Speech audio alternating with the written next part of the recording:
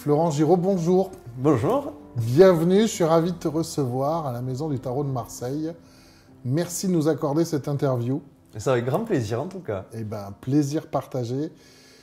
C'est important pour nous de te recevoir parce que le Tarot de Marseille et toi, c'est toute une histoire et c'est pour ça que je voulais qu'on en parle aujourd'hui avec toi.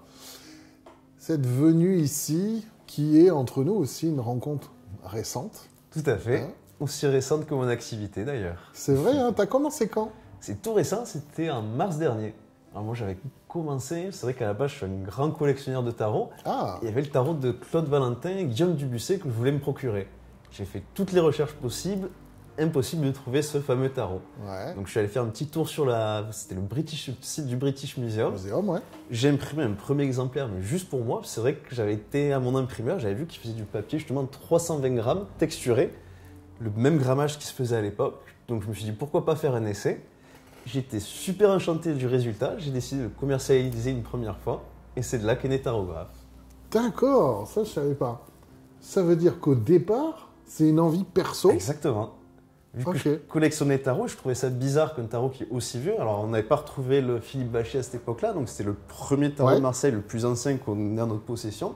Et personne n'en avait fait un facsimilé, donc c'était vraiment un besoin personnel à la base. Ça alors, donc dans ton côté collectionneur. Donc c'est ça qui est intéressant, c'est super, t'en parles au-dessus, tout de suite, parce que ça va permettre de te présenter. Parce que moi maintenant, à force, je te connais, mais peut-être que tout le monde ne te connaît pas encore, vu que c'est une activité récente, un mars 2023. Hein? 23, c'est Ouais, ça, c'est tout ça, à fait. puisque ça C'est y est, même pas un an finalement. Même pas un an, et moi je crois que je t'ai découvert en juin ou juillet 2023. Alors pour commencer, Florent Giraud, c'est qui? Quel est son parcours? Dis-nous ce qui te définit par rapport au tarot ou pas, peut-être d'où tu viens, de tes études. Est-ce qu'il y a un lien quelque part pour qu'on comprenne un petit peu qui tu es? Alors, c'est vrai que moi, je suis né à Marseille, j'ai grandi dans les Bouches-du-Rhône, donc je suis vraiment typique d'ici. Ok. Donc c'est vrai que déjà, par mes origines, on va dire que je suis directement relié au tarot de Marseille.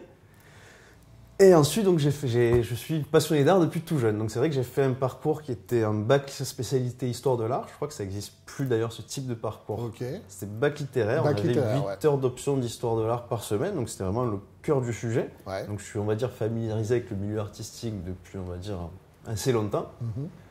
Et ensuite, j'ai continué du coup mes études d'histoire de l'art à la faculté d'Aix-en-Provence. Ok. Ensuite, j'ai fait un parcours qui est totalement différent, puisque je suis devenu commercial dans le tourisme, donc quelque chose qui n'a vraiment rien à voir. D'accord. Jusqu'à ce que c'était, alors moi les dates, ça fait deux. Donc dans le tourisme de la région. Exactement. Ok. Donc on est toujours sur quelque chose en lien avec le Voilà. patrimoine. Du coup, tu connais encore mieux ta région de par cette activité dans le tourisme. Exactement. Ok. Je suis assez chauvin, donc on va dire que de ce côté-là, oui.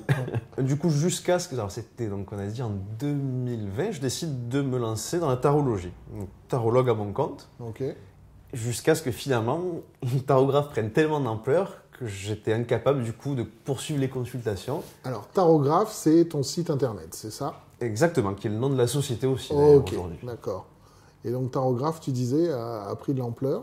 Et tarographe a pris tellement d'ampleur aujourd'hui que j'ai dû abandonner ma profession de tarologue pour pouvoir me consacrer exclusivement à la production de cartes de tarot. D'accord. Donc, études dans l'histoire de l'art, artisan du tarot, et ça t'a permis de mêler tout ça, et de ce côté collectionneur qui t'amène à ce premier tarot que tu fais pour toi. Qu'est-ce qui te fait dire, bon, maintenant j'en fais mon activité? C'est quoi qui t'a fait passer de, ça y est, j'ai fait un test, j'ai fait mon tarot? Est-ce que tu avais déjà dans l'idée peut-être d'aller... Pas du tout. Ah, voilà. Alors, Non, qu'est-ce c'est qui a fait vraiment que... tombé comme ça.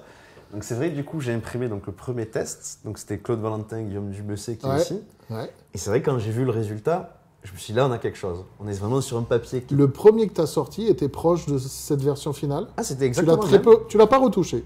Alors, aussi, je l'ai retouché. Moi, j'ai retouché une première fois le jeu. Ouais. Mais depuis, je ne l'ai pas remodifié. Donc Ouais, en fait, c'est ça, la en fait. version que je commercialise aujourd'hui de ce tarot, c'est la même que j'avais fait juste toi. pour mon usage C'est ça que je voulais personnel. savoir. D'accord. Et c'est vrai que quand j'ai vu cette qualité de carte, je me suis dit, là, on tient quelque chose. Tu l'as fait avec le même papier, le même process. Alors, en termes de process, là, non. À cette période-là, on était du coup sur un seul papier Ok. qui était de 320 grammes. Ouais, ce que tu disais. Ouais. Exactement. Ce qui est à l'époque, on utilisait donc 2 contre-collages, 2 feuilles de 160 texturées, ce qui nous fait du coup un total de 320. Ouais. On est donc sur le même grammage.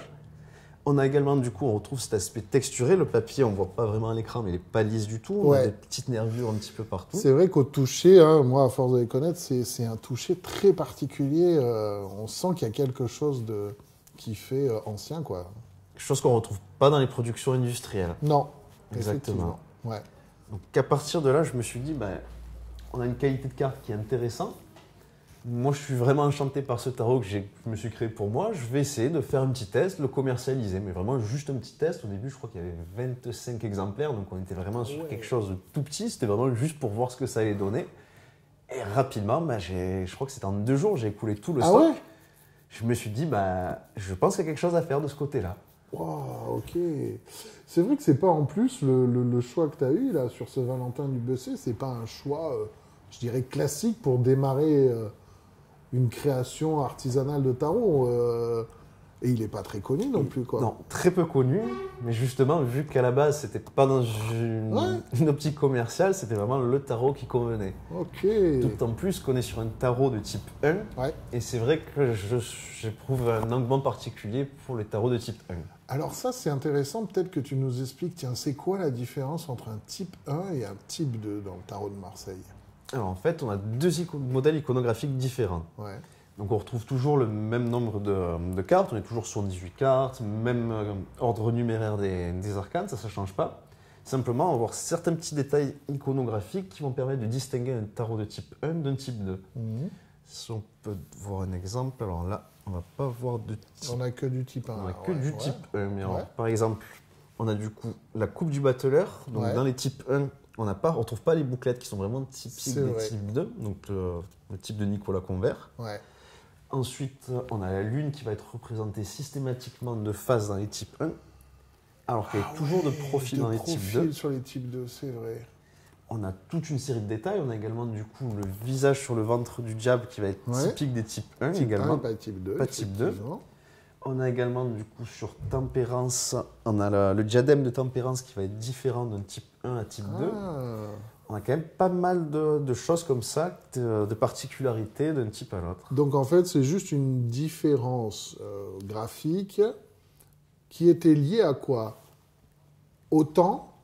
Est-ce que c'est les plus anciens qui sont de type 1, les plus récents de type 2?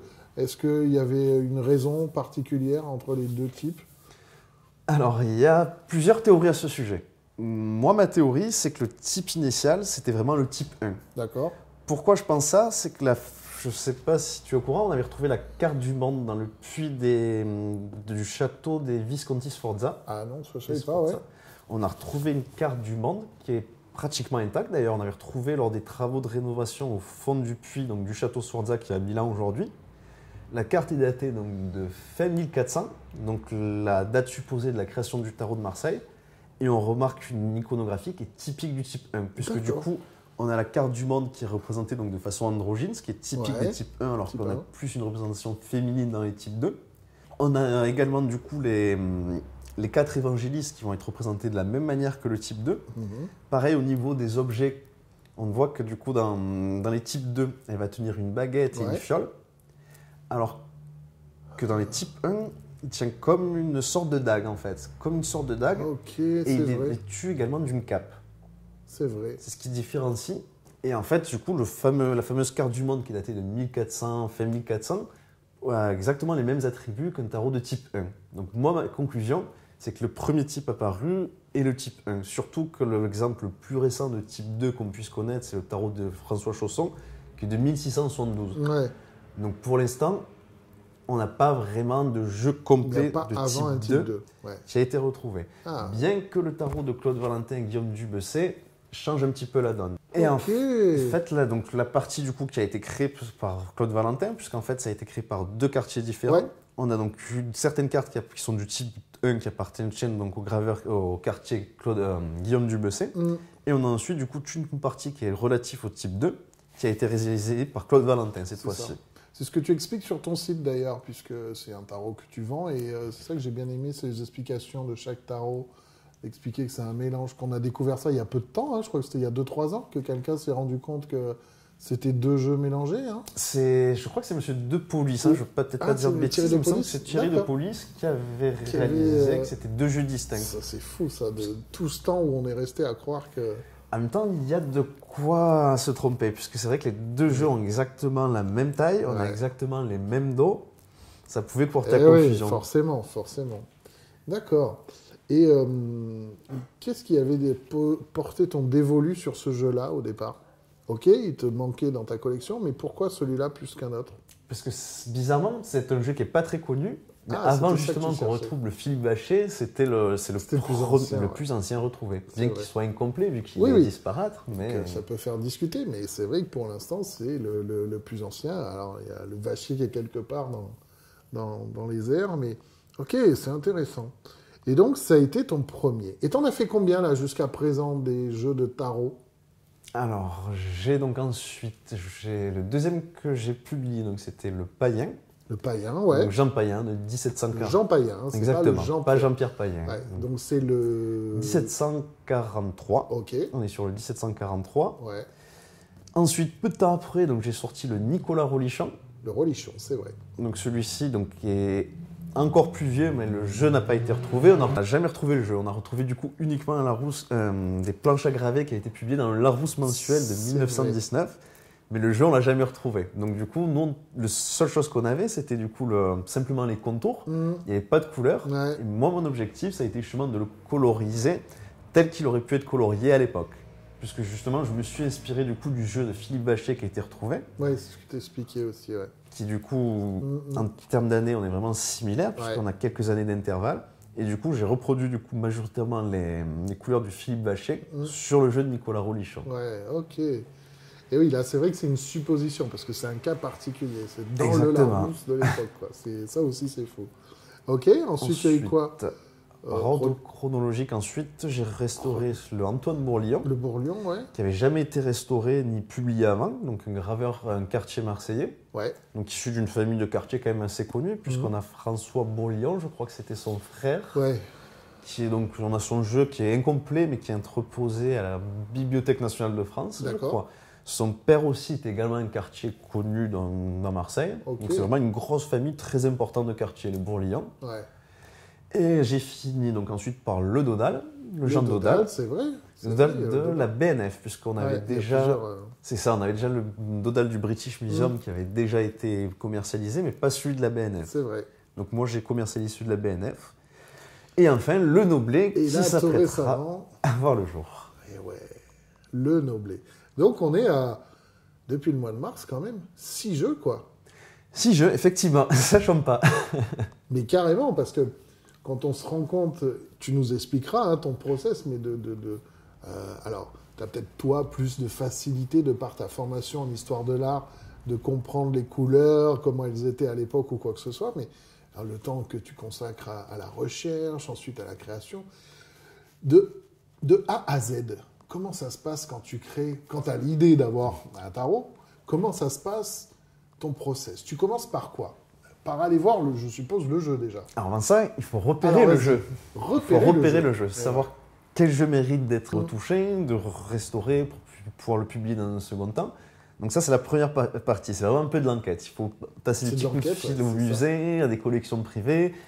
Donc du coup, on a pas mal de documents qui nous sont envoyés. De là, il faut trouver le tarot pertinent.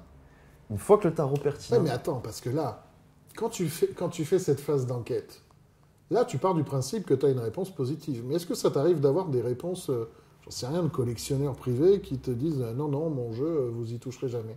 Ah, totalement. Ça, c'est le gros problème avec les collectionneurs privés. Ça arrive.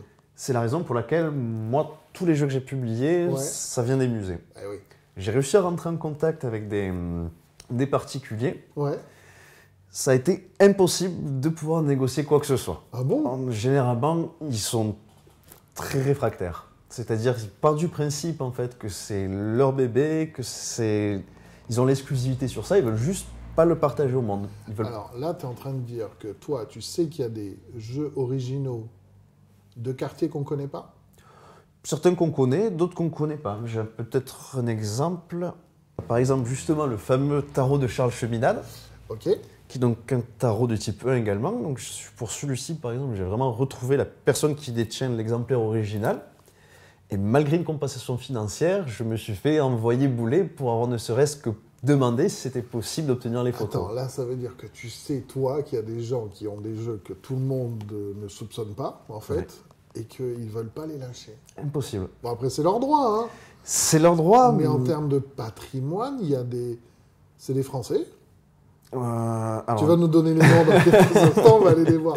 Enfin, Le jeu c'est est une question français. qui me vient comme ça. Ce sont des Français, mais non, les collectionneurs. c'est Ah, des d'accord. Anglais souvent. J'ai Ah ouais trouvé beaucoup de collectionneurs anglais, quelques Américains. Surtout les Anglais, je ne sais pas pourquoi. C'est vrai qu'il y a une grande importation à 18e en direction de l'Angleterre, donc je pense que ça s'explique de cette façon-là.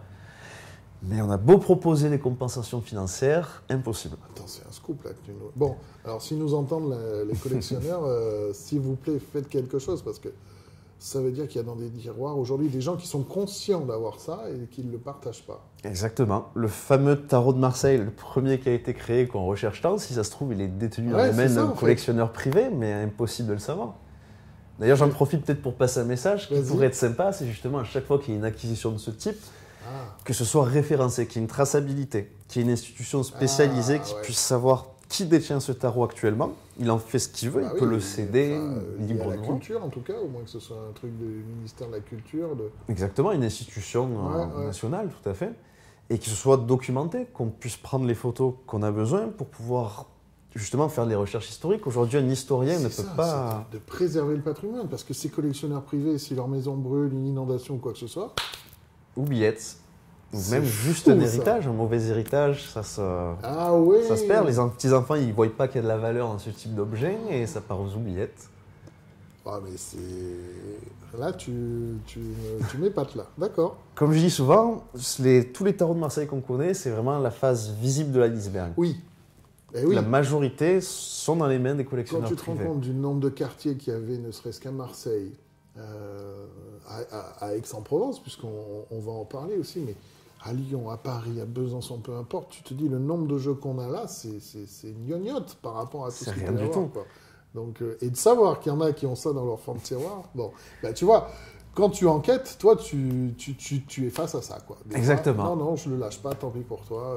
Tant Et pis des pour messages, des fois, très virulents. C'est à En la plus. limite si je me fais insulter. Ok, super. Bon, alors restons sur les fois où ça a marché. Et dans cette enquête, donc une fois que tu as le feu vert du collectionneur, ou comme tu dis souvent Du du musée, musée, plutôt. voilà.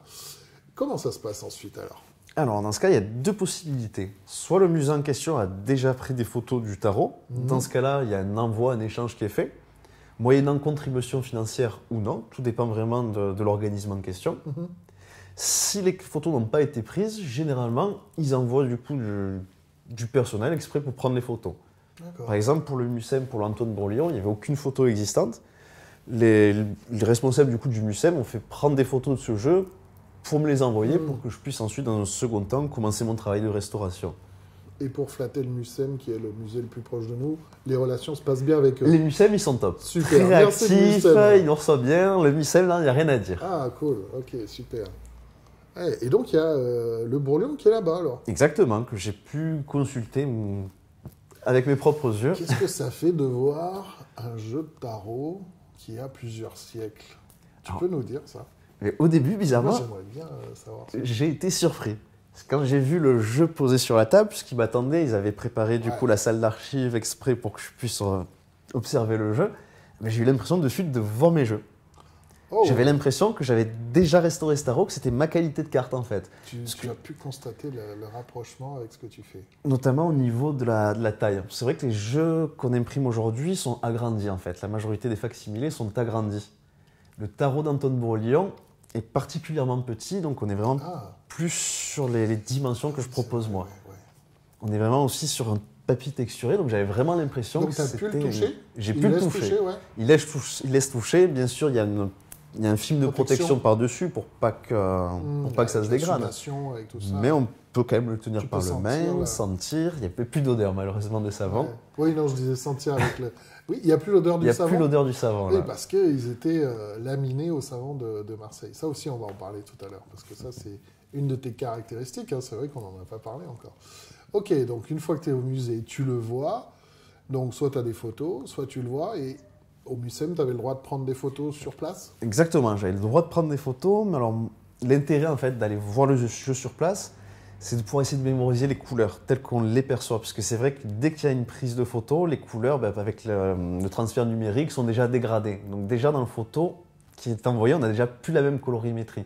Et donc pour pouvoir retrouver la colorimétrie de base, si j'ai pas vu l'exemplaire original, avec les vraies couleurs originales, c'est compliqué. Donc c'est vrai que c'est mieux de Il n'existe pouvoir... pas des appareils où tu peux voir sur une image avec un appareil électronique, savoir quel est le codage de la couleur? Ça existe? Ça existe. Il faut que j'investisse dans ce Ça peut type être de matériel. Je pensais à ça du coup, parce que toi tu as la mémoire, mais c'est vrai que si tu veux aller chercher moi qui serais incapable de faire ça, mais ça c'est aussi ta formation artistique qui te permet d'avoir ce regard aussi sur le tarot. Formation artistique, mais aussi beaucoup de travail. Parce que c'est vrai que la partie recherche colorimétrie, ça me prend peut-être 2 semaines quand même. Alors oui, parce que je suis en train de penser. Il y a ce que tu vois sur le tarot, ce que tu prends en photo, ce que tu vas remettre sur un papier. Il y a déjà 3 paliers différents qui font que peut-être que la couleur entre la fin et le départ, c'est pas la même. Ah ouais. C'est ça. C'est du vrai travail. C'est là toute la difficulté, justement. Ouais, la colorimétrie, ouais. Rechercher la véritable colorimétrie, la restaurer dans un second temps, puis pouvoir la reproduire grâce aux imprimantes numériques. Parce qu'il y a ce que tu vois là, sur le papier, devant toi au musée. Oui. Il faut en déduire qu'il y a 200, c'est 300, 400 ans. Il était comme ça. Alors, le papier, est-ce qu'il était de telle couleur à l'époque? Ah ouais, c'est un vrai travail intellectuel. Honnêtement, il y a beaucoup d'essais, donc il y a des impressions, donc de là j'ajuste, je revois, et des fois ça m'arrive même du coup de finir de restaurer le jeu et à la fin de me dire non, je pense que ce bleu-là, il doit être un peu plus clair. Et du coup là c'est reparti, on va tout rajuster. Et après ça t'arrive d'aller avec ta dernière épreuve retourner au musée pour voir?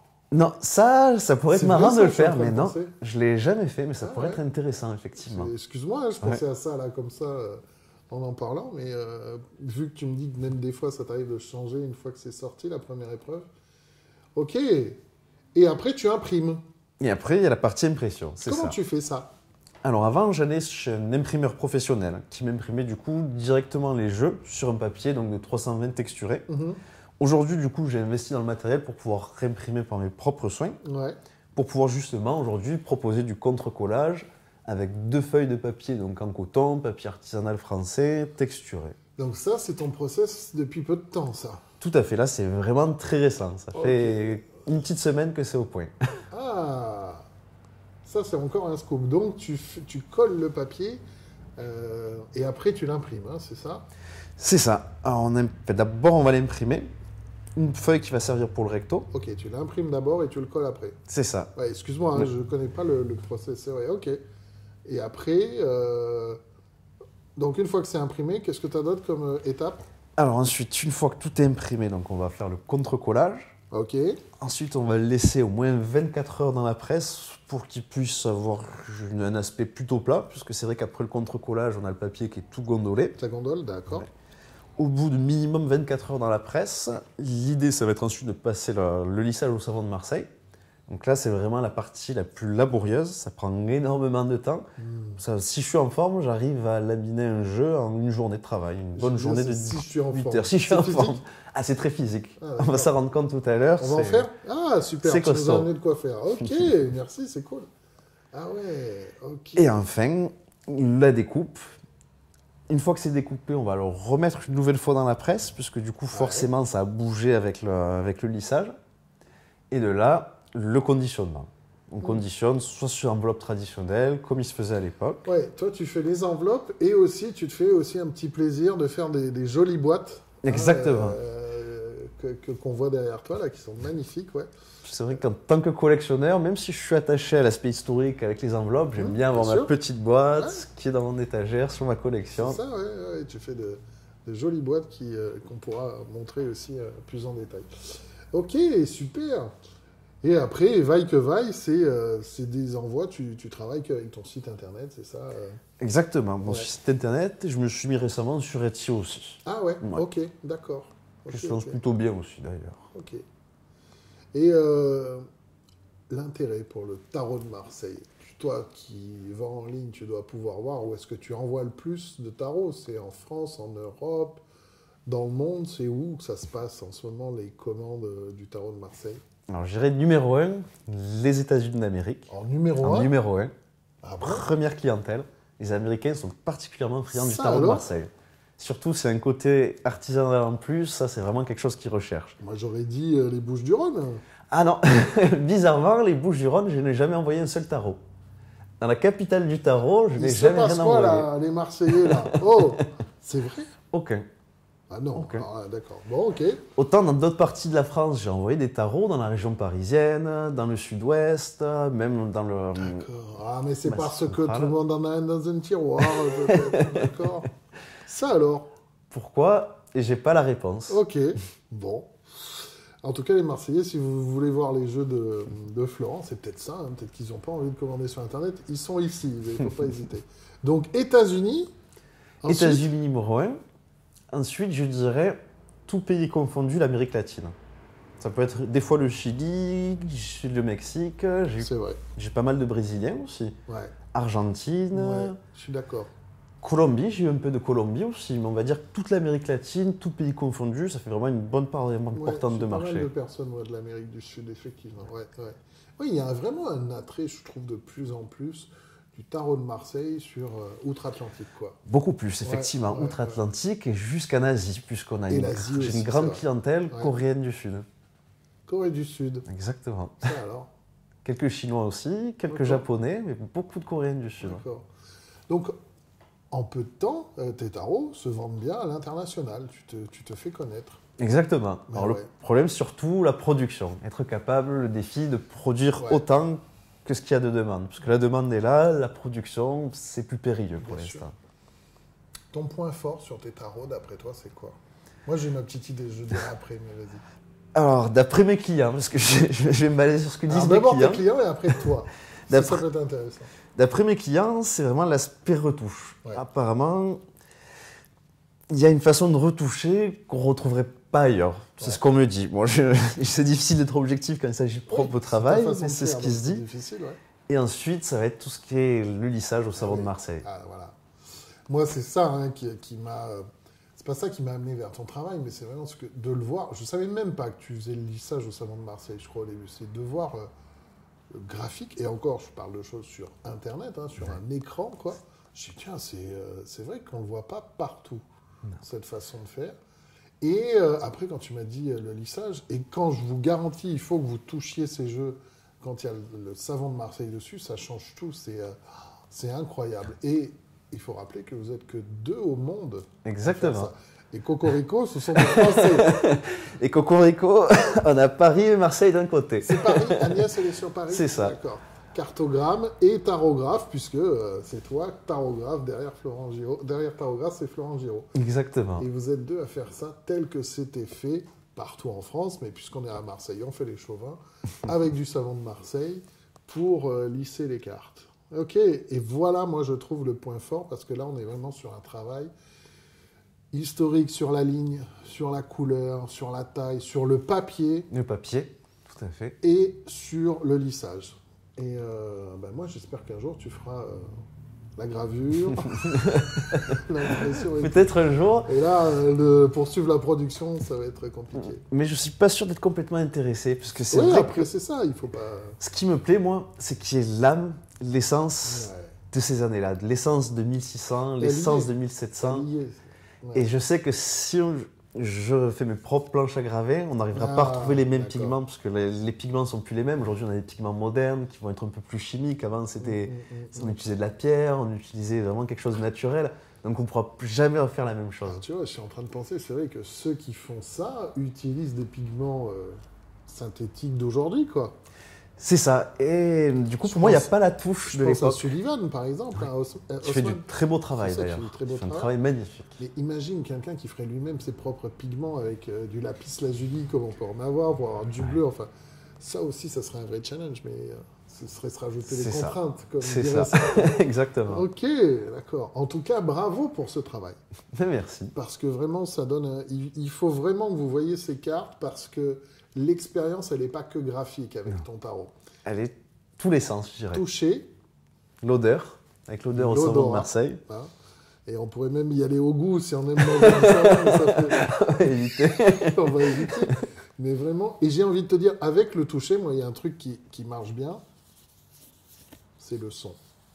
C'est Le claquant de la carte. vrai que c'est quelque chose Tu que as j'avais pas pensé fait à ça attention. Non. Moi, je fais C'est très vrai. attention à ça dans les tirages parce que, et c'est pour ça que j'ai hâte de voir ce que ça va donner, les nouveaux papiers collés, etc. Parce que le claquant, il a quelque chose. Et je ne sais pas si ça s'entend, mais au toucher, il y a aussi l'ouïe qui est sollicité. Et vraiment, sur tes jeux, c'est ça qui est bien. C'est des tarots aux 5 sens, quoi. Oui, Et, ça me prend. vraiment, bravo pour ça.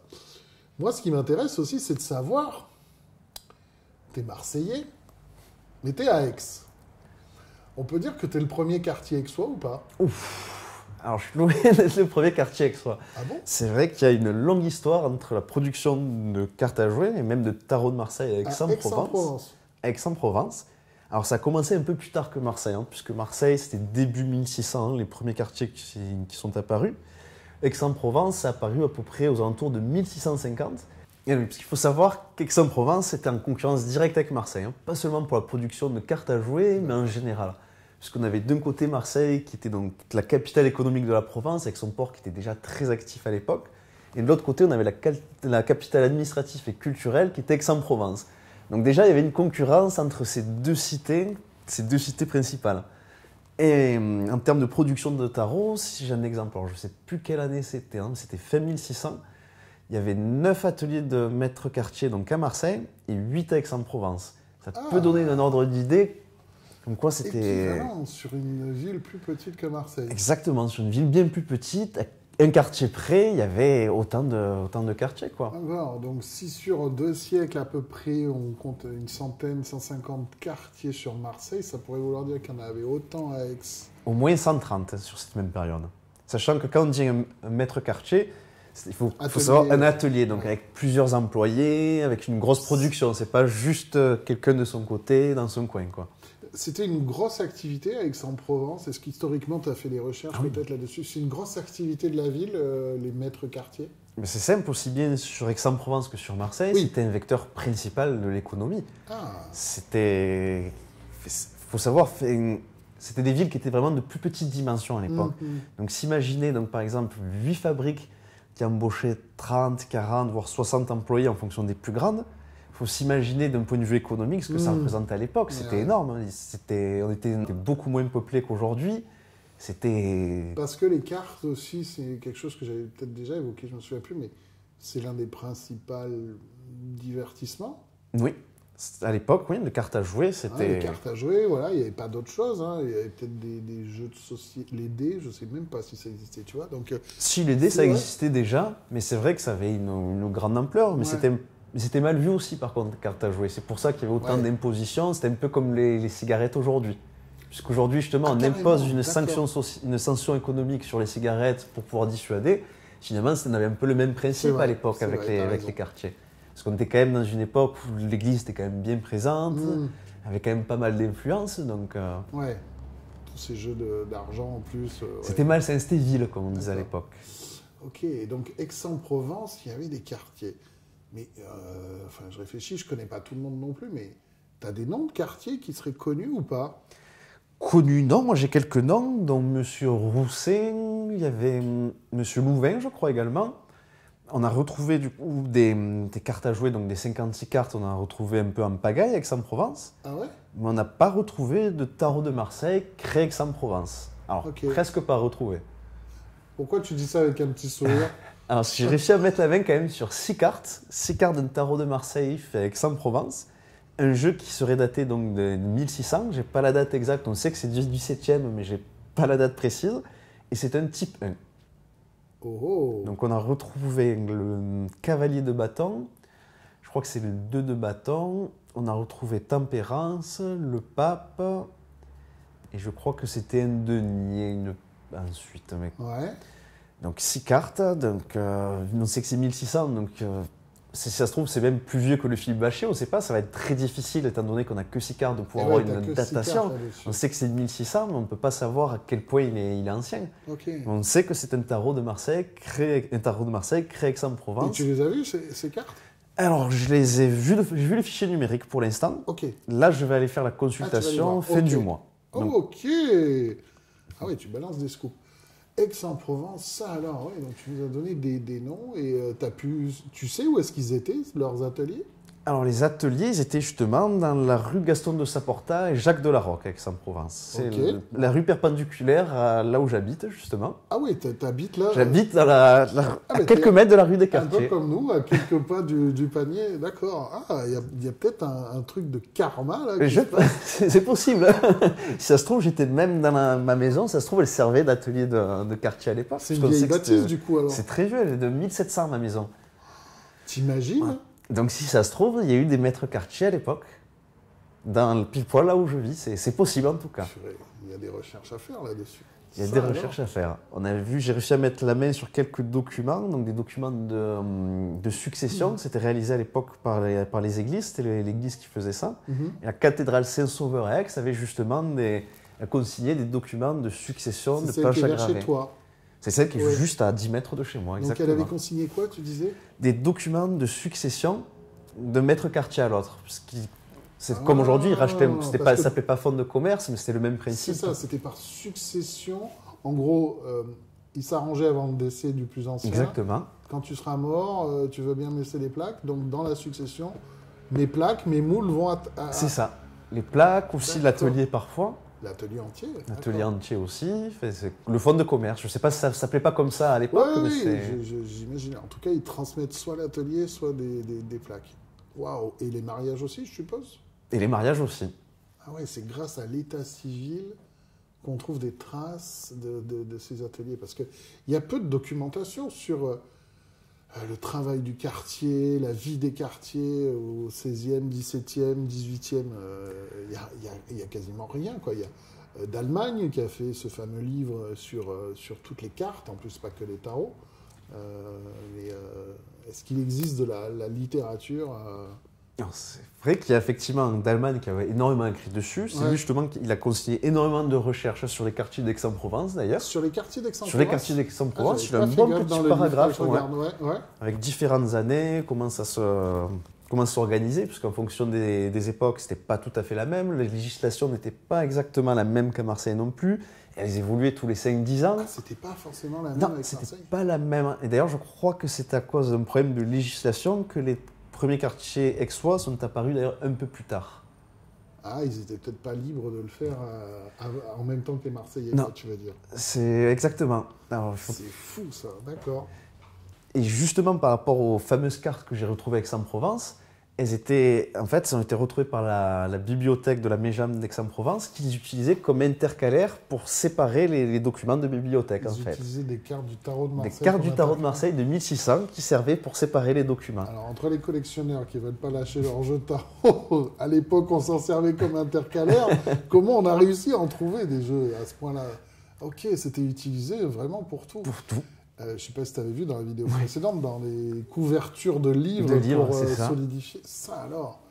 Et là, c'était le cas. C'était des intercalaires. Exactement. Des intercalaires, donc c'est pour dire tellement qu'on avait un foison, c'était un objet qui n'avait pas de Oui, valeur, du on coup. en avait plein. Bah, tiens, on avait besoin de morceaux de carton, bah, tiens, on a ce jeu-là, on va le mettre pour dire à quel point ça n'avait aucune rareté, tellement qu'il y en avait en pagaille, quoi. Et nous, on est comme des dingues à chercher des C'est tarots ça. de Marseille. Et nous, aujourd'hui, on galère pour mettre la Alors main qu'à sur l'époque, quelques ils se petites cartes. mouchaient dedans, quoi. Exactement. D'accord. Ça alors. Non, mais là, tu m'épates parce que je ne soupçonnais pas une telle activité à Aix-en-Provence, en parallèle de Marseille, à l'ombre de Marseille, du coup.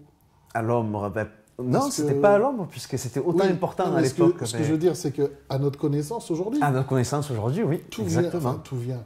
On n'en entend parler que sur Marseille, mais Aix, moi, de mon côté, je n'en ai jamais entendu parler, quoi.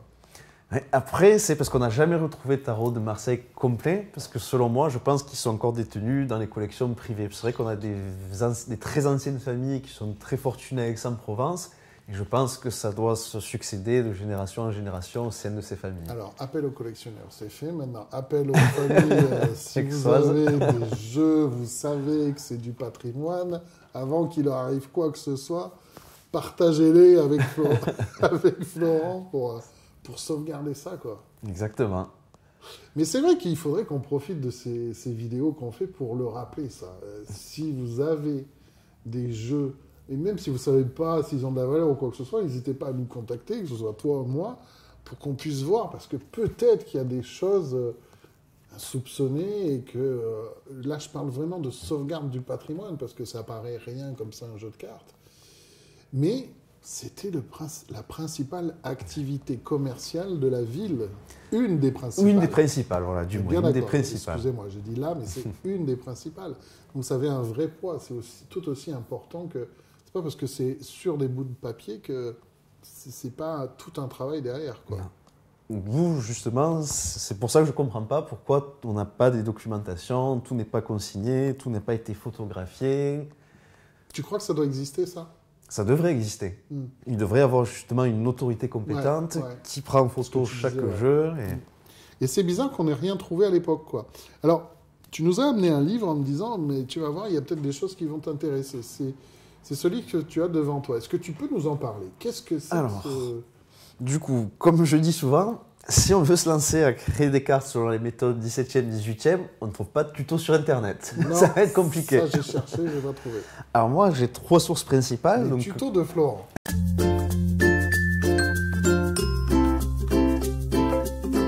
Comme on dit. Donc Henri René d'Allemagne, comme on disait tout à l'heure, qui a écrit beaucoup sur le métier des cartiers. Donc on a déjà, d'un point de vue technique, quelques petites informations qui sont sympathiques, tout en bon à prendre. On a ensuite donc Monsieur de Police, bien évidemment. Et cette petite merveille que je me suis procurée sur des ventes aux enchères. Donc manuel du cartonnier, du cartier et du fabricant des cartes. Je crois que je vais le lire de ce sens-là. C'est une phrase à lire pour le théâtre. Tu sais, la répétition, c'est vrai. Pour articuler. Donc je vais la refaire. Allons-y. Et donc je me suis procuré, en faisant des enchères, ce petit manuel. Donc manuel du cartonnier, du cartier et du fabricant de cartonnage. Donc c'est un livre qui est daté de 1800. Qui explique toutes les méthodes pour créer les cartes à jouer de A à Z.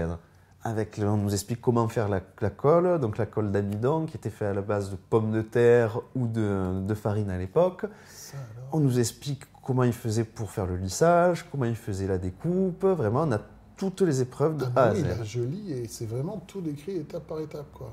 Et ce qui est particulièrement intéressant dans ce bouquin, c'est qu'on peut voir l'outillage qu'ils utilisaient à l'époque. Non. Et en termes d'outillage, on comprend pourquoi ils arrivaient à produire beaucoup plus que ce qu'on est capable de produire aujourd'hui. Ah, t'as des planches explicatives à l'intérieur. Exactement, on va voir des planches explicatives. Ah ouais, sur les poinçons, des cartes à jouer, piqueur, carreau, trèfle. On va avoir la machine à chauffe. Donc machine à chauffe. Qui servait justement à chauffer le papier pour pouvoir ensuite appliquer le savon de Marseille. Comme le papier était déjà chaud, quand on appuyait le savon... Ah, il y avait un foyer, il y avait carrément un foyer, du feu. C'était limite dangereux, quoi. Ah oui. Alors qu'aujourd'hui, on n'a plus ce type de machine. Moi, je suis obligé d'utiliser mon chauffage personnel, exactement. Bah ouais.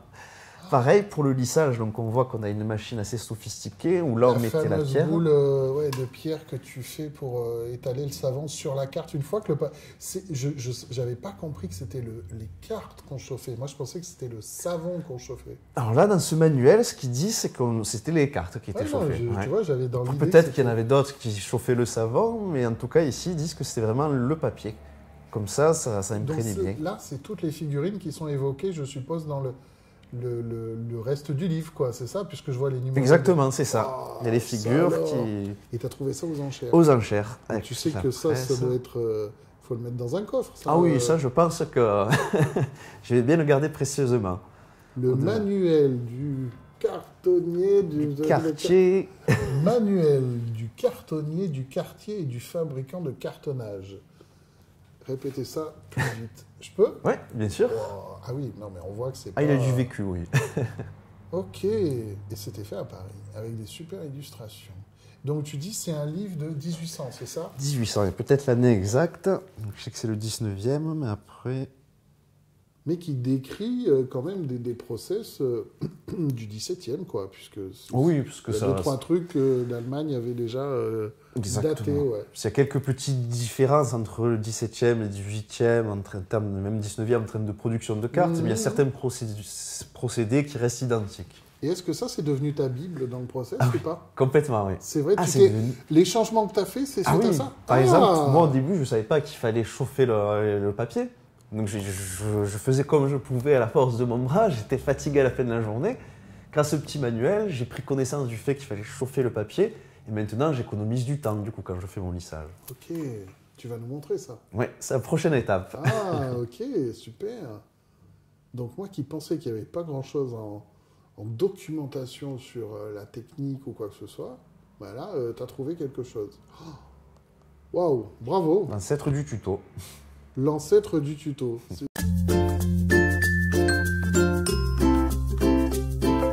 C'est vrai que c'est plus facile à dire tuto que manuel du cartonnier. Oui, clairement. De cartonnage.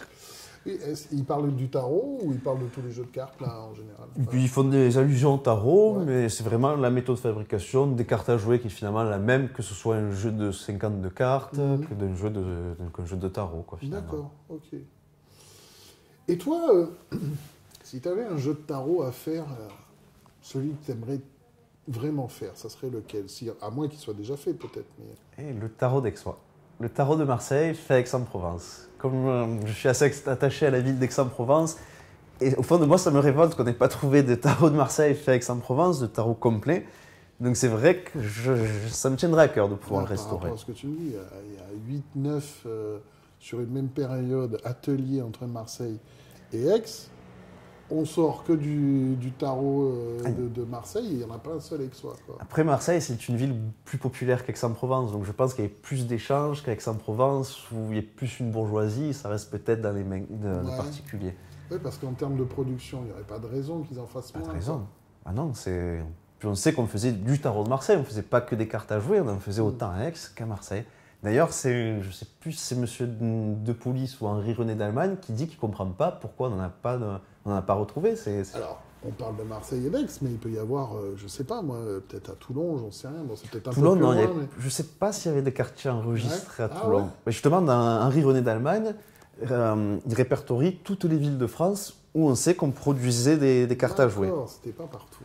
C'est ça, c'était pas partout non plus, effectivement. Et en fonction des époques, des fois telle ville en produisait, des fois non. C'est quand même assez disparate. D'accord, mais c'est vrai que tarot aixois, je te souhaite que dans tes prochaines recherches, peut-être ça débouche sur des pistes. Donc là, tu es en train d'enquêter en ce moment. D'accord, on n'en dira pas plus, ça reste secret. D'accord. Et toi, quel est pour toi le tarot que tu préfères peut-être, j'en sais rien, de tous ceux qui sont connus? Est-ce qu'il y en a un qui te parle plus? Alors, j'ai du mal à avoir de préférence, parce qu'en fait, pour moi, ils ont chacun leur spécificité dans leur domaine. Par exemple, j'aime beaucoup le tarot de Nicolas Roulichon quand il s'agit des questions en lien avec l'inconscient. Je ne sais pas pourquoi, mais moi, j'ai meilleur ressenti en... Même si tu fais plus de consultation aujourd'hui en tant que tarologue, c'est un que tu utilises? Oui, puisque à titre personnel et pour ma famille, mes amis, je suis tout le temps sollicité, donc je tire encore les cartes très régulièrement. Avec celui-là?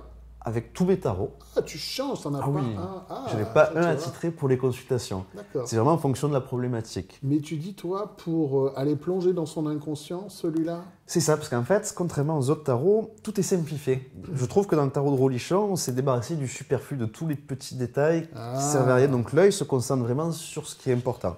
Donc ouais, toi, t'as pas de tarot préféré? Non. T'es open à tous. Est-ce qu'il y en a un où vraiment tu te sens pas, toi?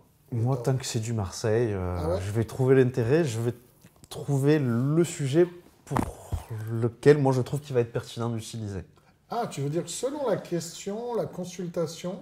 Exactement. Ah, d'accord. Tout ce qui va être en lien avec le développement personnel, c'est plus le dodal qui va m'inspirer, avec des couleurs qui sont très vives, très flash, qui vont encourager selon moi un mindset positif. On a ensuite celui d'Antoine Bourlillon, celui-là je vais l'utiliser vraiment pour des questions, on va dire, de la vie quotidienne, puisqu'on a vraiment des visages qui sont assez enfantins, quelque chose qui est vraiment assez doux. Donc c'est vrai, on va dire, j'adapte vraiment mon outil en fonction de la problématique, de la question. Super. Ah, tu vois, c'est une façon de faire que je ne soupçonnais pas, mais ouais, c'est très intéressant. D'accord, ok. Ok, donc on a parlé de tout ça, là, les tarots aixois, je suis encore étonné, donc merci pour ces infos, quoi, et puis je te souhaite de trouver ça dans tes enquêtes. Et peut-être que tu peux nous en dire pas sur l'enquête, mais quels seraient tes prochains projets à toi par rapport au tarot? Qu'est-ce que tu prévois? Comment va évoluer Tarotgraphe? Alors moi, c'est vrai qu'aujourd'hui, j'ai ce fameux problème de productivité. C'est que de la demande, j'en ai beaucoup, mais j'arrive pas à produire suffisamment par rapport à la demande. Le problème, c'est qu'embaucher aujourd'hui en France, c'est quand même assez compliqué, il y a pas mal de charges. Donc moi, l'idée, ça va être de délocaliser les activités au Belize. Donc pourquoi le Belize? C'est que c'est vraiment un cheval, c'est l'Amérique centrale, donc un cheval entre l'Amérique du Nord et l'Amérique latine.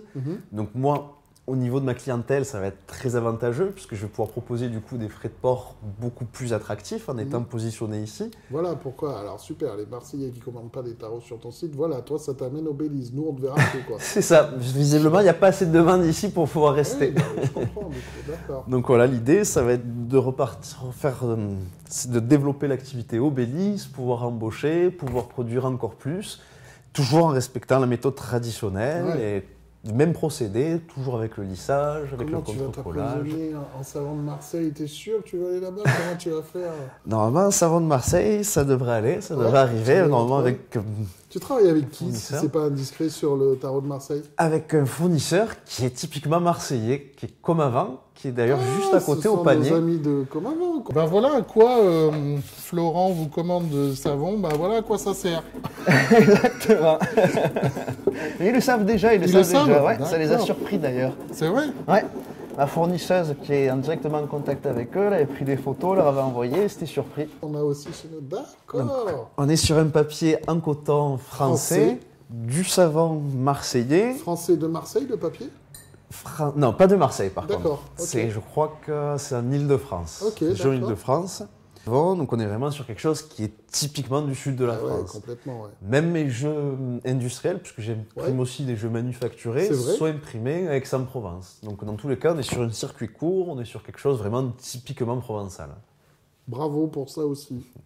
Bien, ok, bah, on te souhaite plein de bonnes choses. J'espère qu'on sera toujours en relation pour proposer tes tarots ici, parce que vraiment, le travail que tu fais, bravo, c'est impressionnant. Et effectivement, là, tu vas nous montrer comment tout ça se passe avec ce nouveau process sur le papier, ce fameux savon de Marseille, comme avant. Alors, d'accord, je suis content que ce soit eux qui t'accompagnent. Alors, ils sont très sympas. Ils sont sympas, vraiment, ils sont cool, ils produisent de très bonne qualité. D'ailleurs, on voit que c'est un produit qui se rapproche d'un produit artisanal, puisque moi, j'ai jamais exactement le même rendu d'un savon à l'autre. Parce que des fois, la dose d'huile d'olive qu'ils utilisent, c'est pas exactement la même. Et moi, je m'en rends compte sur les cartes, moi. Ah, c'est rigolo, ouais. Donc c'est vrai qu'on n'a jamais un tarot dont le lissage est exactement le même. Est-ce qu'on pourrait imaginer un jeu qui serait laminé au savon de Marseille, mais qui aurait, j'en sais rien, odeur lavande, un truc comme ça? Ce serait bien, mais il faudrait utiliser par exemple des savons de Marseille parfumés. Mais moi, Non. J'ai peur que ça laisse une trace ou quoi. Parce qu'ils sont colorés des fois. Et c'est parce qu'ils mettent de l'huile essentielle. Je me dis une huile essentielle pour une. C'est des huiles essentielles. Souvent, oui. D'accord, ok. Donc je préfère rester sur un produit savon de Marseille. Je suis fan de lavande, c'est pour ça. Moi aussi, ça aurait été très bien, mais. Ok, super. Eh bien, écoute, je te propose que tu nous montres un petit peu ton process, puisque tu as amené des choses ici pour montrer comment tu colles, coupes, presses. Et lamine ces cartes. Exactement, on va vraiment toutes les étapes de A à Z. C'est parti. Allons-y.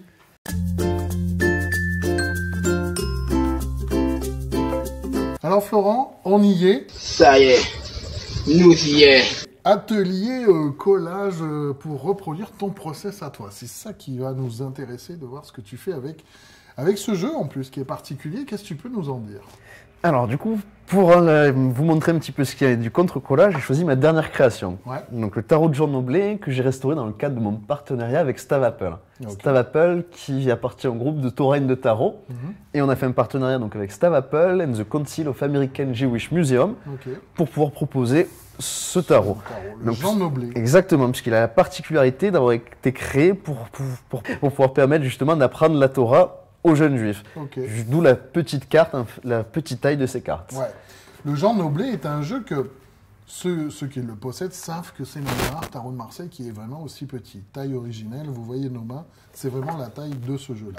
Ok, contre-collage alors. Alors donc on a deux feuilles, donc papier artisanal français, Ce donc en fameux coton. Papier. Donc de 160 grammes par feuille pour nous faire un total de 320 grammes, ce qui nous fait un carton tout à fait convenable, assez épais. C'est le même grammage qui se faisait à l'époque. Non, mais même quand je disais tout à l'heure au toucher et à la vue, ça se voit la texture, et au toucher, ça change tout, quoi. Ok, non, mais super. vraiment sur un papier pile poil comme il pouvait se faire à l'époque. Ouais. Et le tarautage et tout ça, il faut que ça fit, quoi, en fait. Exactement. Donc première étape, s'assurer que le haut, le recto matche bien avec le verso. Ouais. Si c'est pas, moi je vois que c'est le cas. Si c'est pas le cas, il faudra juste simplement inverser le haut et le bas. C'est le cas. Donc c'est parfait. Alors on va pouvoir mettre ça à plat. Donc on va le recto, on va le mettre au-dessus. Donc on va mettre de la colle d'amidon, donc la même colle qu'on utilisait à l'époque, aussi bien sur le recto que sur le verso. Simplement, pour le recto, l'idée c'est de l'appliquer uniquement là où il y a les cartes. Uniquement sur ces parties-là. Par contre, pour le verso, l'idée c'est vraiment d'appliquer la colle sur toute la longueur. Par contre, aussi bien de gauche à droite que de droite à gauche, c'est important. D'accord. Ok. Donc, on va prendre cette fameuse colle d'amidon.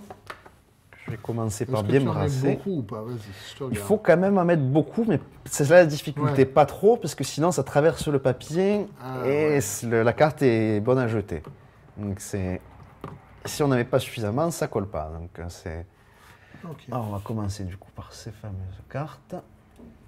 Donc, toujours droite à gauche, gauche à droite. Le papier va s'onduler puisque ça l'humidifie, c'est normal, il faut s'y attendre. Comme ça suffit. Voilà, il faut bien quand même, histoire qu'il n'y ait pas de surplus. Allez. Et uniquement là où on voit qu'il y a des motifs. Horizontal ou vertical? Horizontal, de droite à gauche et de gauche à droite. Ouais, on revient là sur des pratiques comme à l'école, hein, c'est vraiment... comme les cours d'art plastique. C'est ça, c'est qu'on revient au truc élémentaire, mais nécessaire. Ouais.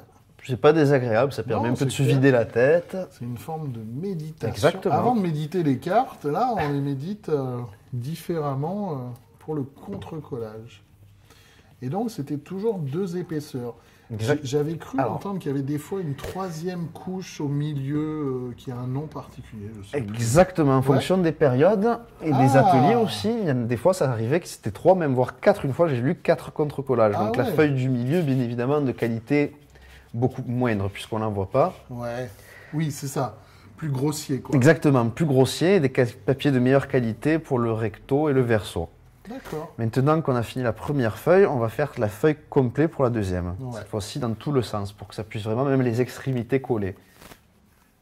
D'accord. L'idée, c'est quand même d'essayer d'être assez rapide pour pas que la colle puisse sécher. La prise, c'est vrai, moi je prends mon temps là, mais hop là. C'est vrai que je prends mon temps plus que d'habitude aussi. Et oui, c'est vrai qu'il y a ça à voir aussi. Et là, on le fait sur 8 cartes, mais toi, en général, tu le fais sur des planches de combien de cartes? Sur la totalité du jeu. Ah ouais, d'un coup, quoi. La totalité. Ok. Oups, là, j'ai fait la bêtise. Hop, moi, il y en a assez, normalement. Donc l'idée ensuite, ça va être de prendre le verso. Ouais. Et de la poser délicatement, en commençant par le coin inférieur gauche. Ok. Dès qu'on voit que le coin on est bon, on va là le remonter sur toute la longueur dans le sens vertical, comme ça, en faisant vraiment délicatement, histoire qu'il n'y ait pas de bulles d'air. Très important, les bulles d'air. Ouais. Voilà, moi je vois, je suis bon, et l'idée, on va venir apposer de bas en haut, que cette extrémité que pour l'instant. Voilà. Et après, délicatement vers le haut. Je suis pas droit là. En essayant de ne pas faire de bulles d'air surtout. Non, je suis pas du tout dessus là, tu vois, c'est vraiment un coup à prendre. Et pendant ce temps, ça sèche. C'est ça. Exact. Hop. Voilà. Et là. Ah ouais, tu vois, je suis pas là. Oh, si, ça y est là, ouais. Juste voilà, comme ça dans un premier temps. Il n'y a que cette partie-là. Et l'idée, c'est de venir ensuite apposer délicatement. Ok, de la gauche vers la droite. Oui, exactement. De haut jusqu'en bas. Histoire d'éviter les bulles d'air. Ouais, comme si on mettait un sticker au mur, quoi. Oui, là, exactement. C'est le même fonctionnement.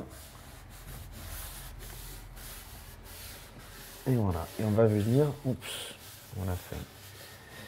Voilà. Ouais, moi je suis vraiment Et- pas droit. Après, Comme c'est tu as fait une marge derrière, c'est exactement. Normalement, même Il y si a on des n'est pas chances que tout ça à fait passe. droit, ça devrait pouvoir être bon. Donc le papier sera jamais droit. C'est normal. ça Bon, c'est ma première feuille. Ok. Voilà. On a Du centre vers l'extérieur pour les bulles, quoi. éventuellement. exactement. Toujours de gauche à droite, de droite à gauche, toujours vers l'extérieur. Ça alors. Et on a, hop, ensuite, ce que je fais, je viens poser comme ça tout le Tout le tour long. pour être sûr que ce soit bien collé sur les côtés.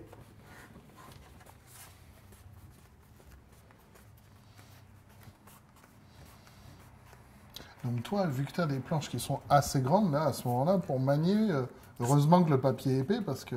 Alors après, moi je le fais toujours en A4.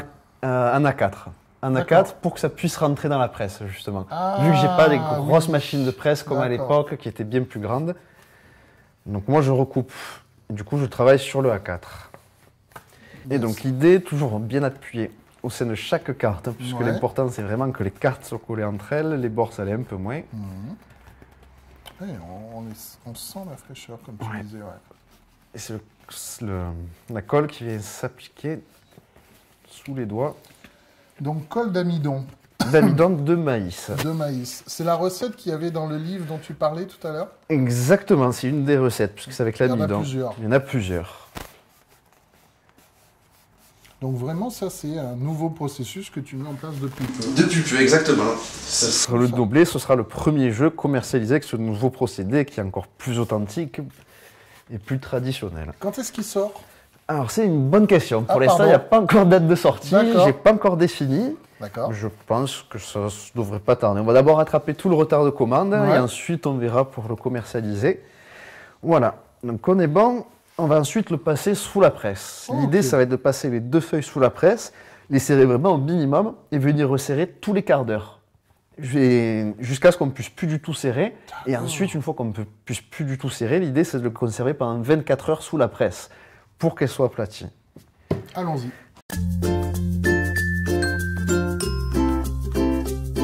Du coup, maintenant qu'on a fini le contre-collage, l'idée, ça va être de les entreposer dans la presse. Alors, je vais mettre quand même quelques petites feuilles pour soutenir. Ouais, tu mets des feuilles de protection. Oui, des feuilles de protection, puis ça aide aussi à l'aplatir, enfin, comme si on mettait dans un dictionnaire, en fait, comme quand on était petit. Oui. On mettait les feuilles récupérées dans des gros livres pour que ça puisse sécher et s'aplatir. D'accord. Donc là, on va mettre une première planche. Ouais. Donc on va pouvoir mettre déjà celle-ci. Donc là, l'idéal, on voit que c'est gondolé dans ce sens-là. Donc l'idée, ça va être de l'aplatir ok. comme ça. D'accord.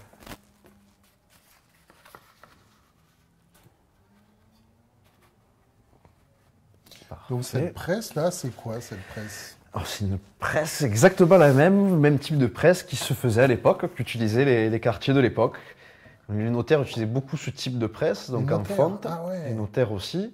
Je crois que celle-là, elle date de 1800, quelque chose comme ça. Donc on est vraiment sur un objet qui danse un jus que T'as j'avais trouvé ça aux enchères encore. aux enchères. Aux enchères. Super. Ça alors. Tac, voilà, on remet une autre feuille par-dessus, hein, histoire Ouais. de Puis que faire ça déborder salisse pour pas. bien que. Au ouais, moins ok, deux. Je comprends. L'idée, c'est que ça déborde le moins Ouais. possible. Ouais. De toute façon, là, c'est que la première fois qu'on le passe dans la presse. On ira le passer une seconde fois, une fois que ce sera lissé, que toutes les cartes seront bien découpées, histoire après, d'avoir t'as un jeu. encore une presse. Exactement. Alors Ok. à l'époque, pour cette épreuve-là, ils n'avaient pas ce type de presse-là. Ils utilisaient des grosses presses pour le papier, pour Bien effectuer l'épreuve du cartonnage, comme on dit.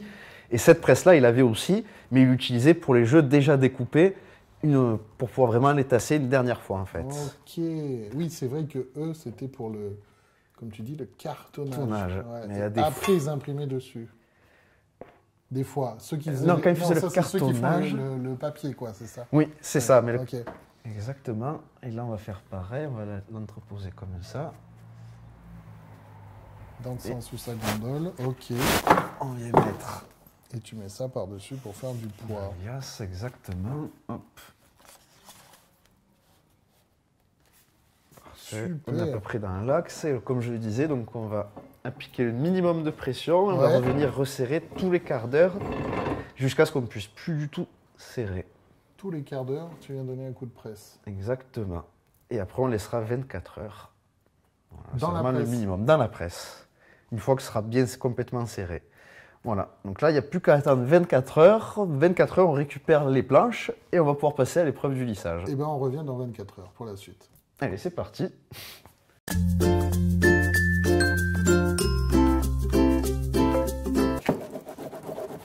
En vraiment appuyant assez fort pour que vraiment il l'imprègne bien.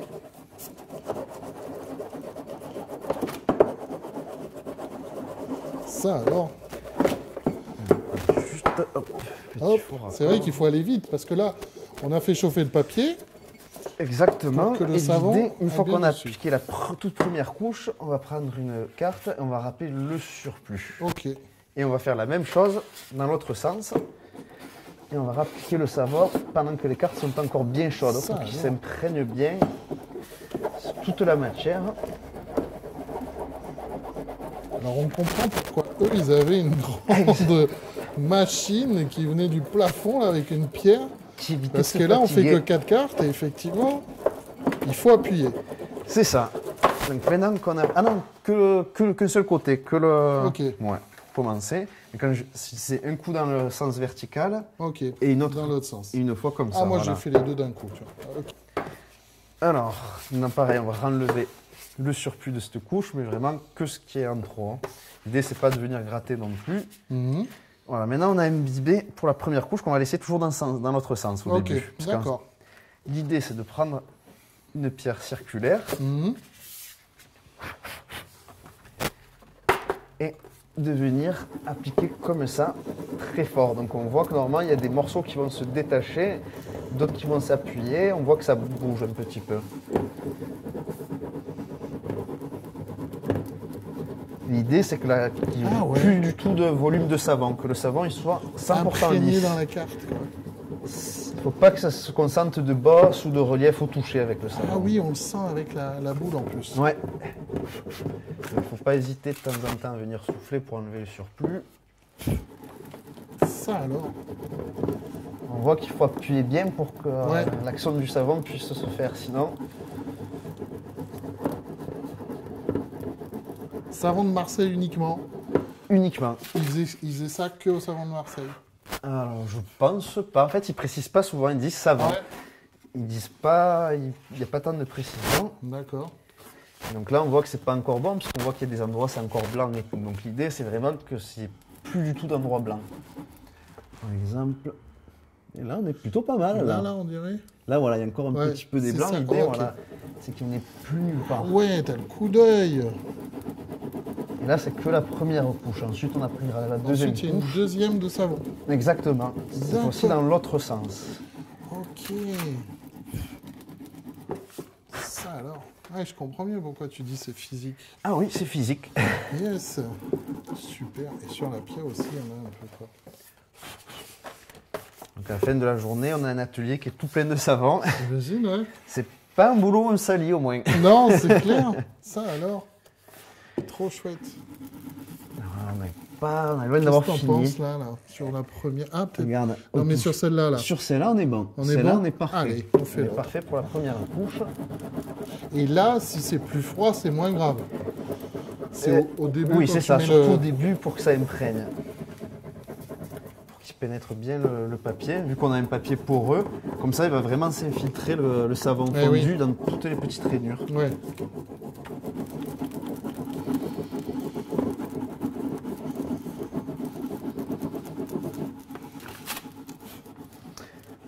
Et c'est là qu'on envie les quartiers de l'époque avec leurs machines. Clair, ouais, non, mais c'est. Mais en même temps, déjà, on peut sentir le toucher entre celles où c'est Qui pas ont été encore. faites, ouais. Ça alors, il y a encore une nouvelle étape quoi en passant cette pierre. L'avantage, Et c'est donc, qu'il ne peut pas y avoir de raté, puisqu'on voit de suite si le travail est fait ou pas fait, en ouais. fait. Ah oui, d'accord. Ah oui, parce qu'en plus, quand il faisait ça, c'était un moyen de contrôler la qualité des cartes. encore une fois. Exactement. Il contrôlait la qualité des cartes, il faisait plusieurs paquets en fonction de la qualité. On D'accord. avait des paquets de mauvaise qualité avec plein de défauts qui étaient vendus vraiment pas cher. Et on avait les paquets, les jeux, donc où Ah tout bon était nickel, et cela était vendu un peu plus cher. Ah, Ah, c'est un peu le Too Good To Go de l'époque, quoi. Exactement. Rien ne Les se moins gaspille. jolis étaient moins chers et tout. C'est ça, ce qui était moins réussi, gaspillait pas, on jetait rien, on le revendait juste moins cher. Et des jeux qui étaient de meilleure qualité étaient plus chers. Exactement. Ça alors. Ils analysaient aussi bien la peinture, comment ça avait été fait, ils analysaient le contre-collage, le lissage. D'accord. Des fois, il arrive qu'il y ait des petits éclats, donc des endroits où ça s'efface un petit peu avec la colle. Dans ce cas-là, c'était Ah, ouais. mauvaise facture. Et c'était le maître d'œuvre, contrôleur des travaux finis, qui analysait tout ça. Ça, Quelqu'un qui alors. était spécialement embauché pour ça. Et tu vois, tu disais des fois les pierres qui réagissent aussi. Ouais. Là, je viens d'avoir un petit morceau de Un pierre. éclat déjà Ouais. Ça veut dire qu'il y a la bonne pression. Ah bah oui, hein. C'est bon signe. Je sais pas si c'est trop ou pas, mais... Ah, dis c'est que jamais trop. Elle est collée à la table, vu que j'en ai mis derrière. Et je ne sais plus où est-ce que j'avais lu, mais il disait que pour que ce soit bien fait, il faut faire à peu près 80 fois 80 allers-retours par carte en Ah ouais. moyenne. Donc, Ah ouais, d'accord. Bon, heureusement que tu as pris le Noblet, c'est des petites cartes. oui. Je vous ai facilité la tâche. C'est clair. Et ben voilà, on est en train de laminer à Marseille un tarot, bon, on va pas dire de Marseille, mais de Paris, Et tarot de Marseille, de Paris. oui, de Marseille, de Paris, avec du savon de Marseille et un quartier marseillais aixois à côté de moi. On n'est pas bien là?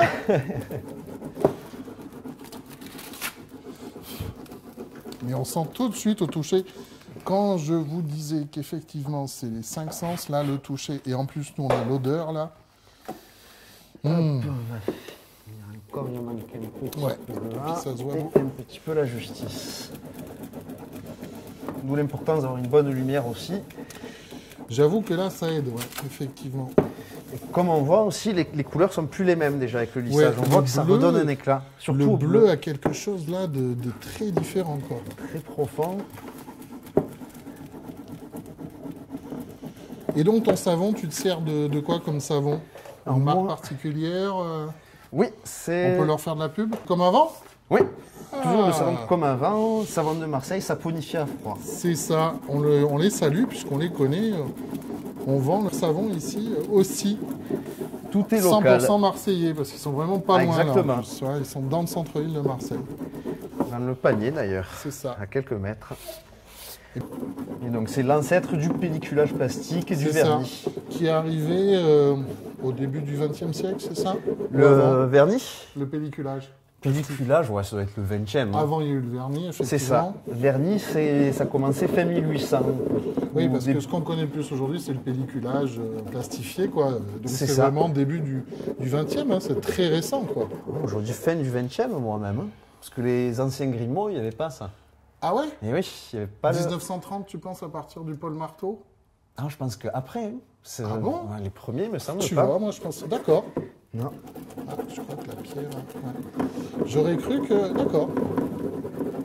Avec l'industrialisation, tout ça. Ah, je crois que c'est encore plus récent, C'est maintenant, plus surtout récent. pour les cartes d'oracle, pour tout Ah ça. bah en oui, fait. oui, oui. Et Les les planches tarots dorées, tout ça, oui. Ouais. Et oui, il n'y avait pas d'enluminure comme ça hein, à l'époque. Le chariot n'est pas encore bon. Et c'est là aussi qu'on voit si le contre-collage est bien fait. S'il est mal fait, ça saute. Ah oui. Avec la pression c'est qu'on met. vrai, bah oui. Et ensuite, avec mon doigt, je viens appliquer comme ça. Et lorsque ça Ah. va sécher, en fait, ça va donner une belle texture. Parce que là, il est encore humide, le savon. Et quand il va sécher, il va solidifier. Ah ouais, il y en a vachement. Ouais. Et ça va donner vraiment une impression comme s'il y avait du vernis qui était dessus, une sous-couche. Donc tu y mets ton ADN et tes empreintes digitales en plus. Exactement. Donc comment tu fais? Comme si tu... Ouais, quand comme on ça, était là, gamin maintenant. avec le crayon à papier. Comme Qu'un si- seul coup, comme ça, Ok. clac, jusqu'à faire toute la carte. Ok. Et là, on a la première couche qui Et est c'est là appliquée. aussi où tu vois que ta qualité d'impression est importante parce que si tu fais ça avec une mauvaise Ah oui, impression, tout ça s'efface. bave et tout s'efface. C'est Là, ça. je peux vous dire qu'on appuie fort depuis tout à l'heure Ah oui. et que ça reste bien. Et le papier doit y jouer aussi beaucoup là-dessus. Oui, on ne peut pas faire ça avec n'importe quel type de papier. hein. Ça alors. Et maintenant, l'idée, c'est de rappliquer une nouvelle couche de savon, cette Dans fois-ci l'autre dans ce sens. sens-là. Et là, on n'a pas besoin de chauffer. Là, on n'a pas besoin de chauffer, donc parce qu'il est déjà, Ah, il et est déjà puis un peu chauffé ça à la... glisse- Ouais, à force de le faire. Puis même là, C'est on ça. sent que ça glisse mieux là. Donc là, il n'y a pas besoin d'en mettre autant que tout à l'heure. Ok. Tu l'as fait depuis le début sur le premier tarot que tu as fait? Pas ou dès le début, mais Non. très rapidement. Ouais. Ah ouais. Très rapidement, j'ai proposé le lissage. Et comment tu as su qu'il faisait ça? Je t'ai pas demandé. Comment j'ai su? Ça devait être en lisant du Thierry de Police ou du Henri René d'Allemagne, soit un, soit l'autre. D'accord, c'est fou ça. Ça rend la relation avec le tarot très intime. Quoi. Ah oui, là, c'est on un le rapport, touche, tu l'as dessiné, tu l'as colorisé, tu l'as imprimé, et là tu le... Ah, c'est comme un bébé. Ouais, c'est ça, ouais. Ouais, et c'est vrai qu'on a une texture de papier maintenant qu'il n'y a plus rien à Oh voir. là Quoi. là, ouais, on sent le maître là. On voit comme s'il y avait du plastique dessus, alors C'est que fou, il n'y a pas de ça. plastique. Ah ouais. Alors, on peut comparer avec un jeu qui n'a pas été encore lissé. Ah ouais, quand C'est tu plus pareil. reviens au papier là. Ah, on dirait que c'est pas le même papier qui Non, est c'est utilisé. Alors que pourtant, Et les couleurs. les couleurs plus, aussi. Plus vives, plus à gauche, tu vois là. Ouais. Bleu comme il est. Il a l'air plus C'est vrai. turquoise presque, alors que là il est bleu. Un bleu bizarre. Ouais. Malheureusement, à la caméra, je suis pas sûr que ce soit le genre Ouais, d'étage qu'on c'est- puisse voir. Non, mais ça se voit vraiment là, Aloïse, là-dessus. Le nu, c'est flagrant. Ouais, c'est flagrant.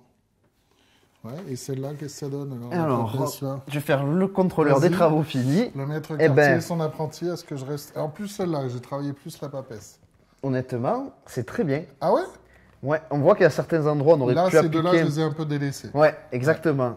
Il y a quelques endroits où on voit qu'on pourrait encore appliquer un peu plus. D'accord. Mais sinon, dans l'ensemble, c'est plutôt pas mal. Ok. Donc là, on a fini le lissage. Il reste une étape. Il reste l'avant-dernière étape, Ah, la découpe, avant de le repasser la dernière fois dans la presse. et oui, c'est vrai. Exactement. Allons-y pour la découpe. C'est parti pour la découpe.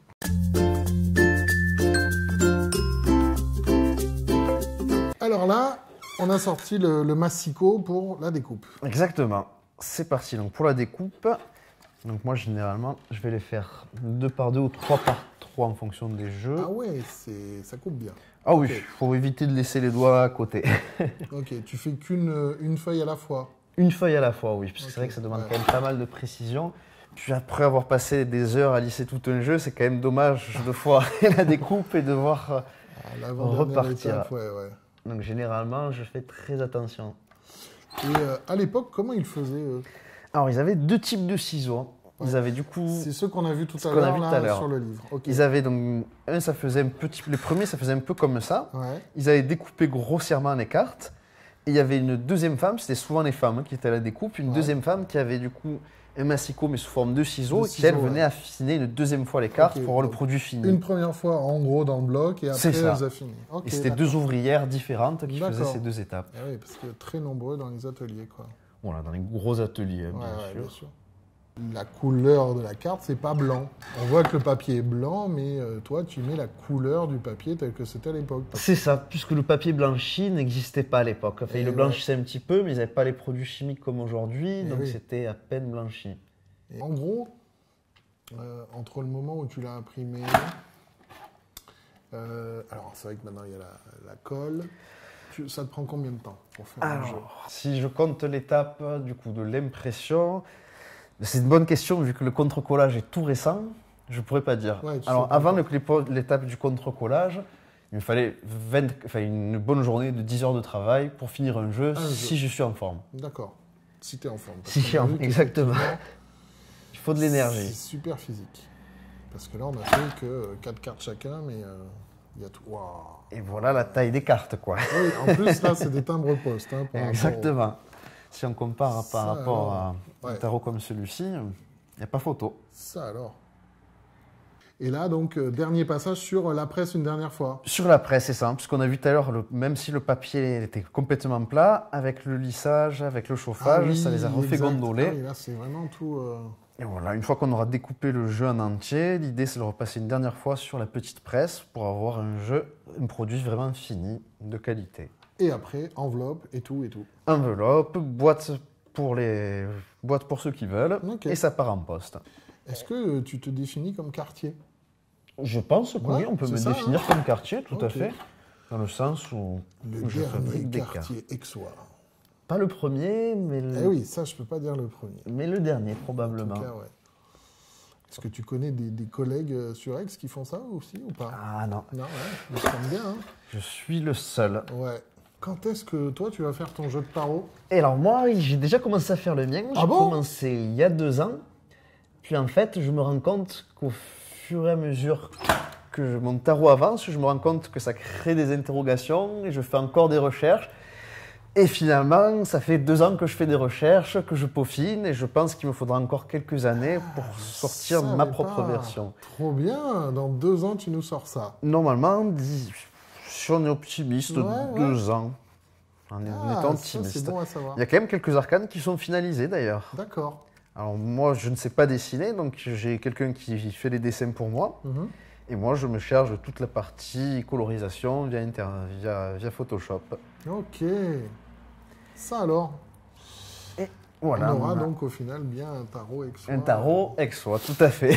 À défaut Comment d'en on dit retrouver. si ça vient de Belize On dit comment On dira exois quand même. On dirait que ça- On dirait exois quand même. Super, ben merci de nous avoir montré cette étape de découpe. Et puis après, c'est la dernière étape Exactement. sur la presse. Puisqu'on voit que ça les a regondolés Eh oui. alors que les feuilles étaient Ouais. complètement Ça se voit voit que là, ça part dans tous Là, les sens. quoi. voilà, il va falloir les Besoin repasser une nouvelle fois en presse, une de petite represser. dernière fois. Super. Alors, après toutes ces étapes, là, on a fait ton process, là. Exactement. C'est vraiment comme ça au quotidien. Au quotidien. C'est génial. Merci de nous l'avoir partagé. On a fait un petit peu cette interview comme on crée un jeu de tarot. Hein, ça se construit, puis on arrive à la fin. Ce tarot, avant qu'il soit envoyé, on a bien compris, en Amérique, Dans le monde entier. dans le monde entier, tu nous les mets dans des petites enveloppes. Exactement, gratuitement, donc sans supplément. On a l'enveloppe standard, comme ça se faisait traditionnellement à l'époque. Les maîtres quartiers vendaient leur tarot dans des enveloppes traditionnelles. Ouais, Donc moi, j'ai mis mes armoiries, si on peut appeler ça. Donc on a le lion qui est symbole d'Aix-en-Provence. Aix-en-Provence, Je suis ouais. également signe du lion, donc je me suis trouvé que c'était approprié. Et j'ai ajouté ensuite une licorne, puisque j'aurais bien aimé voir une licorne dans le tarot de Marseille. Ah, Comme il n'y en a pas, j'en ai créé tu l'as une mis sur la l'enveloppe. petite boîte. Ok, et tout ça dans sa petite chemise. Dans la petite De chemise. ton jeu et dans des boîtes que tu fais toi-même, hein, comme ça, très sympa. C'est ton petit plaisir aussi avec quand tu as pu récupérer les enveloppes, Exactement. mettre les enveloppes de chaque. Certaines, malheureusement, la plupart, j'ai pas réussi à les retrouver, donc on a dû innover. Effectivement, très jolie boîte avec des fois des petits montages là, comme les livres. Et ça, sur ton site, en fait, c'est vraiment la personnalisation de la commande. Exactement. On achète un jeu de tarot, on choisit si on fait le lissage au savon de Marseille ou pas. Alors, en fait, déjà, oui, on va choisir déjà le tarot, c'est du rolichon, du Voilà. bourguignon. Ensuite, là, c'est une update qui va arriver d'ici très peu de temps, c'est que j'ai repéré d'autres dos historiques pour chaque tarot. Donc l'idée, c'est que le client puisse personnaliser dans un second temps son dos. Le S'il veut tel dos tarotage. historique pour ce tarot ou tel autre dos historique. Eh oui, Puisque, par exemple, le païen, j'ai identifié 2 ou 3 dos historiques, le client pourra choisir son dos. trop bien. Il pourra ensuite choisir le papier, la qualité du papier. Donc celui que tu utilises désormais, celui que tu utilisais avant aussi. Un entre-deux, non, celui Ah, un d'avant entre-deux. qui sera fini. Tu l'as abandonné, celui-là. Exactement, D'accord, ce ok. sera un entre-deux. Ensuite, le client va choisir s'il veut avec ou sans lissage. Ouais. Il choisit ensuite s'il veut les coins arrondis ou garder les angles obtus. C'est une possibilité, on peut choisir sur ton site. Effectivement, ça, c'est bien. C'est ça. Donc c'est vraiment le client, il a le tarot tel que, en fonction de Ouais. ses préférences, il a vraiment ce qui lui convient. Super, super. Et ben ça, on a vu tout ton process et moi, je suis ravi de l'avoir montré aux gens parce que ça montre l'étendue de ton travail. Merci pour ça, bravo pour ça parce que on parlait de patrimoine, etc., entre des collectionneurs qui gardent leurs trucs, mais toi, tu montres, tu partages ce que tu fais, tu le fais en ce moment avec nous, donc merci pour ça, bravo. Et puis, qu'il y ait plein de tarots encore chez ce quartier, le dernier quartier aixois, dernier. qui est Florent Giraud, tarographe, sur son site, tous ces jeux. Ici, quelques jeux à lui, hein, comme on a vu que la production, c'est long à faire, donc au compte-gouttes, on vous propose ces jeux aussi. En tout cas, moi je tenais également à te remercier pour m'avoir invité dans cette superbe émission. Et Super. pour moi, c'est vraiment un plaisir de parler de mon travail, de ma passion, de ce qui m'anime. Ça se voit, ça se sent, et merci encore. À très bientôt, Florent. À très bientôt. Au revoir. Au revoir.